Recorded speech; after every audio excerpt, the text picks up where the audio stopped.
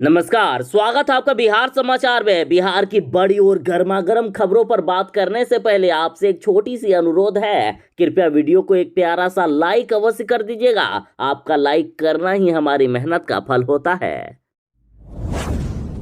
बिहार के किसानों के लिए बड़ी खबर है। बिहार में मानसून फिर से एक्टिव हो गया है। बिहार के अधिकांश जिलों में फिर से भारी बारिश होने वाली है। और अब तक बिहार में बारिश की बात करें तो बिहार में मानसून कुछ दिनों तक कमजोर पड़ गया था, जिससे बिहार के किसान हाहाकार मचा रहे थे। अब तक सिर्फ 20% ही रोपनी हो पाई थी बिहार में, तो कई जिलों में रोपनी शुरू भी नहीं हुई है। और खास करके धान की खेती पर संकट मंडरा रहा था। किसानों को अकाल का डर सता रहा था। जिन किसानों के खेत सूख गए थे उनके लिए बड़ी खबर है, बिहार में मानसून एक्टिव हो गया। और अब मौसम विभाग ने बारिश को लेकर अलर्ट जारी कर दिया है कि बिहार के सभी 38 जिलों में बारिश होने वाली है। देखिए, मौसम विभाग का कहना है कि बिहार में मानसून सक्रिय हो गया है। पूर्वानुमान के मुताबिक अगले 48 घंटों में राज्य के कई जिलों में बारिश का सिस्टम एक्टिव होगा और इस दौरान गरज और आकाशीय बिजली का भी प्रभाव दिखने वाला है। मौसम विभाग ने राजधानी पटना समेत अधिकांश जिलों में वज्रपात को लेकर येलो अलर्ट भी जारी कर दिया।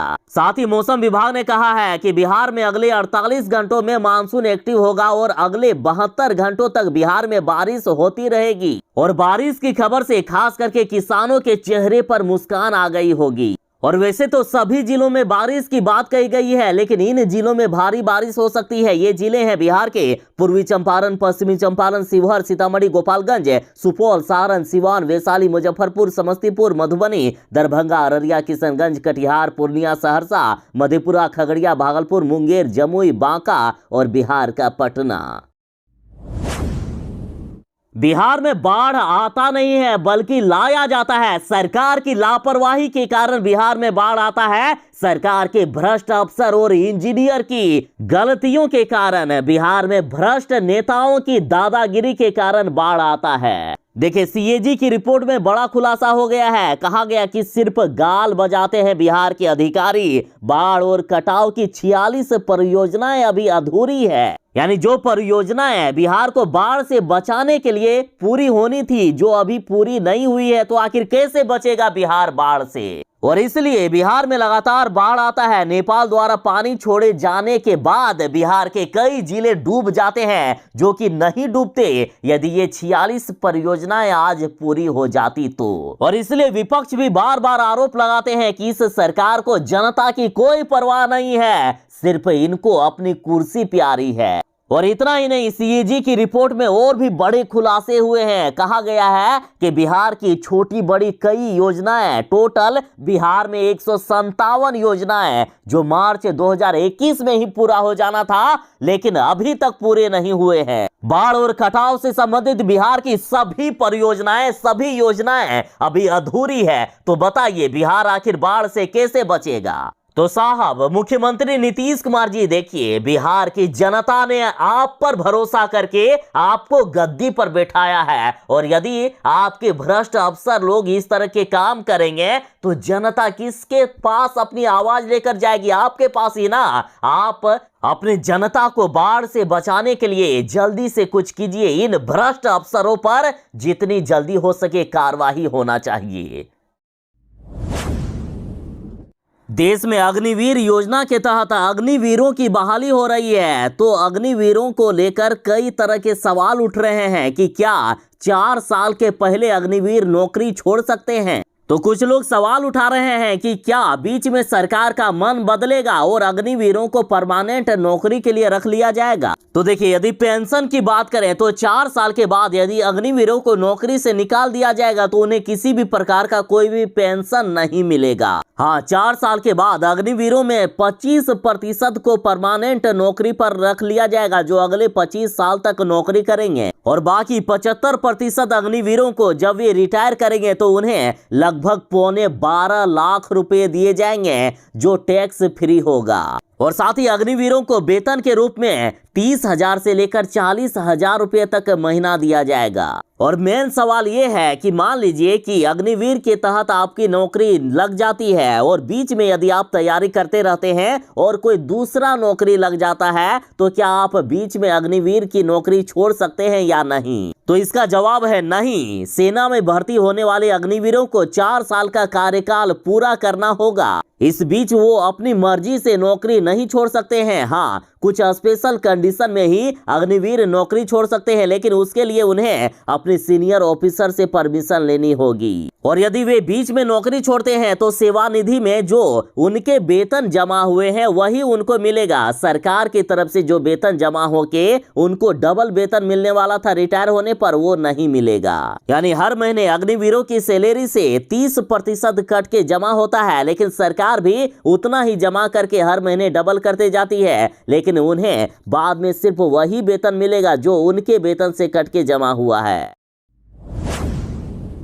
बिहार में एक तो शराबबंदी फेल है। लगातार बीजेपी और कई दलों के नेता बिहार में शराबबंदी को हटाने की मांग कर रहे हैं। और देखिए अब बड़ा खुलासा हो गया, जिससे बिहार पुलिस लगातार जो बदनाम हो रही थी अब उनकी बदनामी और भी बढ़ गई है। दरअसल बिहार में शराब के नशे में यदि गरीब पकड़ा जाता है तो उनको तुरंत ही जेल भेज दिया जाता है या फिर उनसे जुर्माना वसूला जाता है। लेकिन अब बड़ी खबर आ रही है कि बिहार में शराब के नशे में एक बीजेपी का नेता पकड़ा गया, लेकिन इस नेता को छोड़ दिया गया। तो अरे बेशर्म सरकार के बेशर्म लोग, जिस जनता के पैसे से आप सरकार चला रहे हो उनके साथ आप दगाबाजी कर रहे हो। जनता के लिए आपका कानून कानून है, लेकिन बीजेपी के नेताओं के लिए ये कानून क्या हो जाता है। दरअसल बीजेपी एमएलसी पटना में शराब पीकर पकड़े गए। आधी रात को सरकार में हड़कंप तो मचा, लेकिन पुलिस ने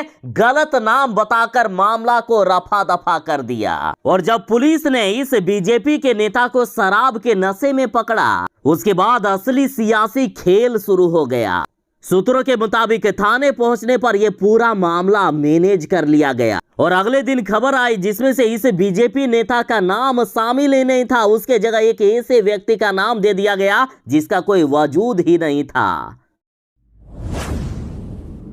बीजेपी ने मुख्यमंत्री नीतीश कुमार जी से बड़ी मांग कर दी है। बीजेपी का कहना है कि अल्पसंख्यकों की तरह बहुसंख्यक हिंदुओं पर भी ध्यान दे नीतीश सरकार। बीजेपी का मानना है कि मुख्यमंत्री नीतीश कुमार और उनकी पार्टी बहुसंख्यक हिंदू समुदाय की धार्मिक संस्कृति की उपेक्षा कर रहे हैं। और अब बीजेपी ने कहा है कि बिहार सरकार ने पटना में करोड़ों की लागत से अल्पसंख्यक समाज के लिए धार्मिक और राजनीतिक गतिविधियों के संचालन के लिए हज भवन का निर्माण कराया है। और आगे बीजेपी ने कहा है कि पूरी दुनिया से हिंदू अपने पुरखों का पिंड दान करने के लिए गया आते हैं, लेकिन गया में अभी तक सभी सुविधाओं से युक्त तीर्थ भवन का निर्माण सरकार ने नहीं कराया है। तीर्थ यात्रा पर जाने वाले कांवड़ियों के लिए भी कहीं भी तीर्थ भवन नहीं है।